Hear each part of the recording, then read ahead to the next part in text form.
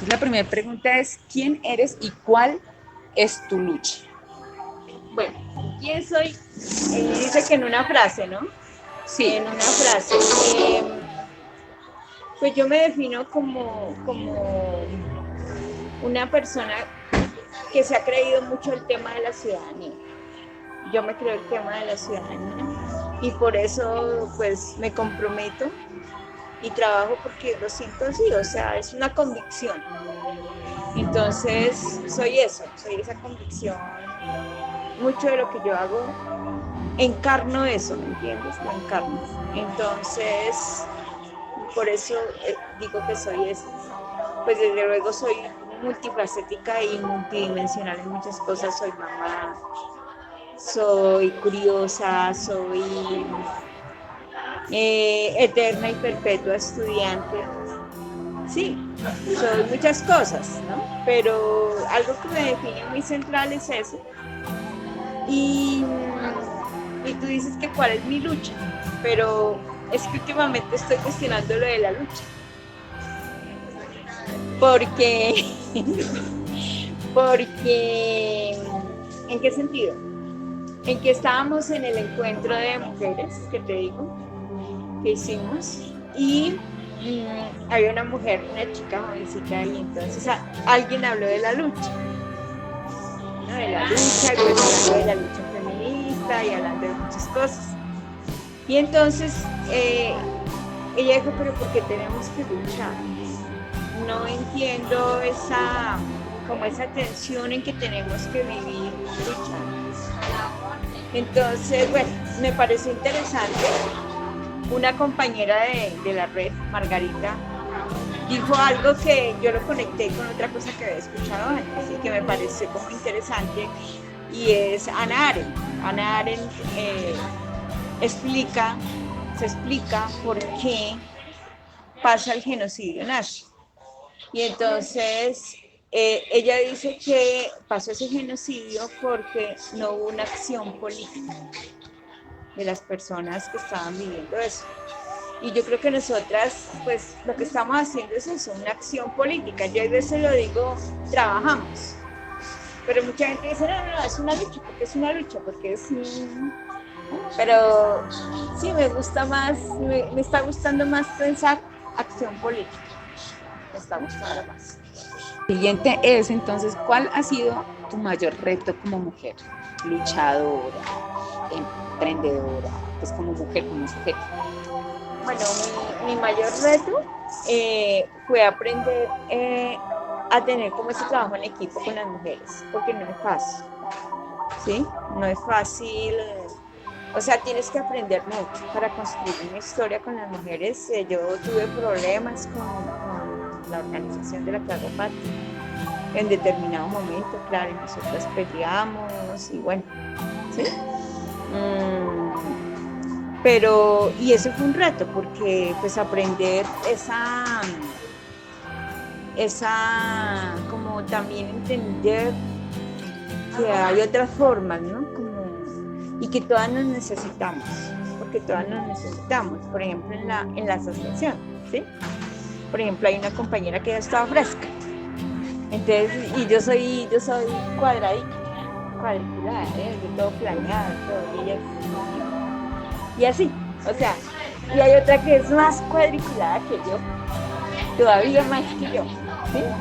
Entonces hay otra que es como medio fascista, bueno, hay otra que, sí, o sea, todas somos como tan distintas, pero todas nos necesitamos, porque así hemos sacado muchas cosas, a pesar de todo. Entonces, creo que eso ha sido uno de los retos, poder construir esas relaciones, construir esa historia, valorarla, no dejarla perder.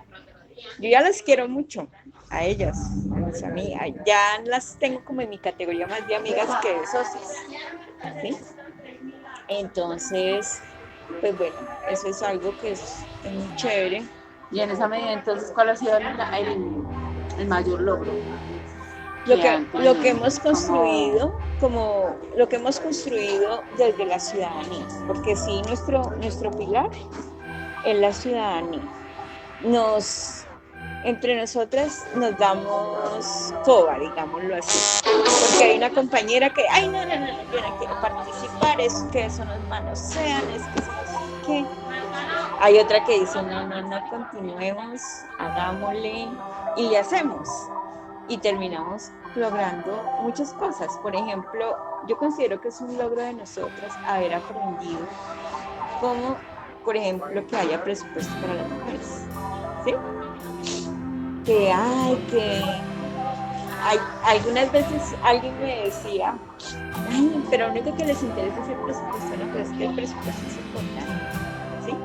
Yo sé que no es la meta, es el medio para lograr muchas cosas, porque sin presupuesto, pues, podemos poner palabras muy bonitas en un papel, pero si no hay presupuesto, sinceramente no creo para nada que las cosas se operativicen. Por ejemplo, existe el Plan Educativo Transversal de Igualdad de Género, que es el PETIC. Con eso hemos tenido un problema, porque el PETIC, que es algo tan bueno, porque ese plan es muy bueno en los colegios educativos, en los colegios del distrito. ¿Y cómo te parece que solamente hay 9 personas para operativizar eso? Un poquito.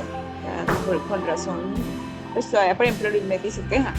De hecho, yo la acompañé un día con el orientador. Ella me dijo, vamos que tengo que hablar porque que citaron ahí al colegio de Sarmiento y nos fuimos a hablar con el orientador y nos dábamos cruces cuando salíamos. Porque me dice, pues no tiene ni 5 la perspectiva de género. No. Entonces, pero hay todo un plan, hay todo un libro escrito, muy bonito, súper genial, pero hágalo realidad. Y si se necesita, ahí donde, bueno, tú dices, sí, yo sé, o sea, hay funcionarios que no hacen nada y no tienen la visión social, pero si tú no estás ahí como para hacer seguimiento y exigirles, pues ellos más fiestas. Es como cuando uno va al médico, si no está pendiente del médico. Pues si no, mejor dicho, yo lo que digo es que hay unos recursos y que hay que ponerle, hay que respirar en la nuca. Ojalá pudiéramos respirar en la nuca a las y los funcionarios documentadamente, porque sí me parece importante eso. Y sí también digo, reconociendo a ese funcionario como un ser humano también, desde luego. Me encanta el reconocimiento, porque si tú empiezas a hablar con un funcionario diciéndole que es una basura desde el principio, pues no, o sea, nadie te va a andar así.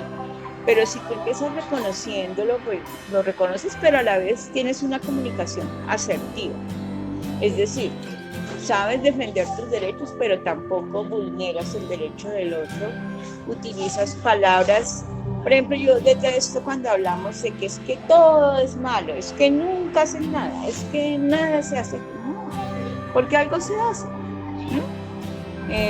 Esas hipergeneralizaciones, esa falta de documentación nos lleva primero a que no tengamos credibilidad con un funcionario, una funcionaria.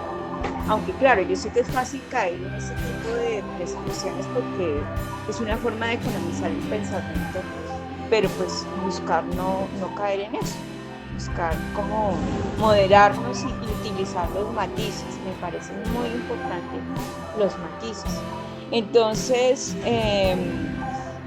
pero si tú estás ahí haciendo la crítica, la exigibilidad,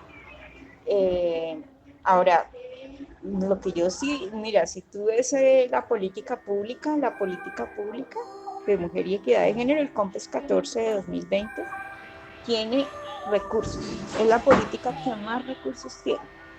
Entonces, cuando hay recursos, entonces me imagino cómo está la gente a la espera para ver también qué hacen. Y entonces yo digo, bueno, pues si las mujeres nos organizamos, nos cohesionamos, no podemos, yo lo veo difícil, ¿no?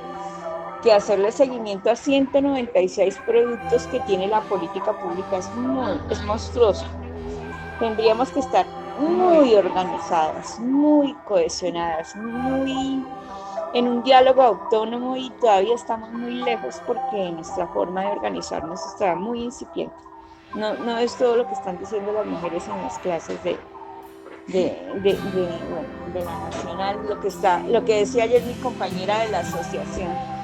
¿Ah? No más, pues uno dice, pues no falta tanto, nos falta mucho. Pero si empezamos a hacer ese seguimiento, pues sería muy interesante. Y yo, lo que te digo, no a todos, pero buscar qué productos estratégicos podemos hacerle seguimiento de una forma de verdad muy documentada, porque hay que documentarse, hay que leer, son documentos técnicos, pero pues a mí me parece muy interesante, yo me lo leo con gusto. Me gusta como analizar eso, bueno, todo eso, me encanta. Y yo digo que si estuviéramos ahí, mejor dicho, esto sería otra cosa. Sí. Bueno, entonces en esa medida, ¿cuál es tu acción política y activismo ante la situación que vives?